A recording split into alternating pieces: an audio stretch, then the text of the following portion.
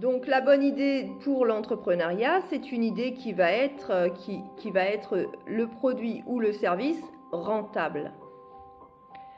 Il y a des produits et des services qui sont rentables à l'instant T, sur une période donnée, ou toujours.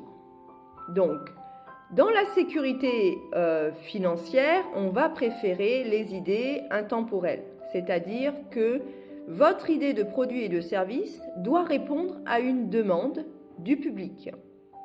C'est une demande qui peut être ponctuelle ou intemporelle.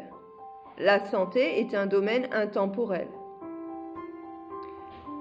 La télévision ou les produits électroniques numériques tendent à devenir intemporels, mais vont souffrir de ce que l'on appelle l'obsolescence, c'est-à-dire que vous devez toujours renouveler le matériel. Vous pouvez acheter un lot de télé et dans 6 mois, si vous n'avez pas écoulé ce lot de télé, vous ne pourrez plus rien en faire parce que plus personne n'en voudra, parce que le monde aura avancé. Donc la santé, en revanche, il y a des domaines de la santé qui ne bougeront jamais. La demande sera toujours là.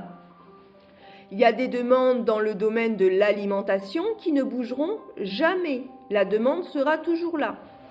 Voilà.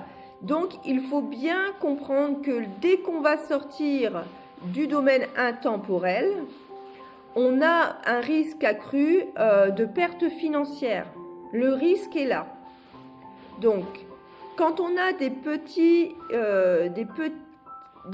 capitaux financiers à investir, mieux vaut commencer par les domaines intemporels, car vous êtes sûr qu'il n'y aura pas de perte. Voilà. Ensuite, dans le domaine alimentaire, puisque c'est un domaine intemporel, il y a quand même le risque de perte lié à la fraîcheur des produits, par exemple. Donc, si vous créez un commerce de plats préparés et que vous n'écoulez pas tous vos plats préparés, vous allez pouvoir congeler un peu, mais ça ne va pas durer longtemps. Voilà, donc il y a des pertes. Tout le domaine dans lequel vous allez miser votre bonne idée doit être épluché. Ensuite, votre niveau de compétence. Ce n'est pas parce que vous avez la bonne idée que vous êtes compétent à gérer cette bonne idée. Voilà. Mieux vaut choisir un domaine que vous maîtrisez. Si vous partez dans le domaine alimentaire, c'est que vous avez une formation dans ce domaine. Si vous partez dans le domaine médical, c'est que vous avez une formation dans le domaine. Voilà. Si vous voulez monter une entreprise de bâtiment, mieux vaut être maçon.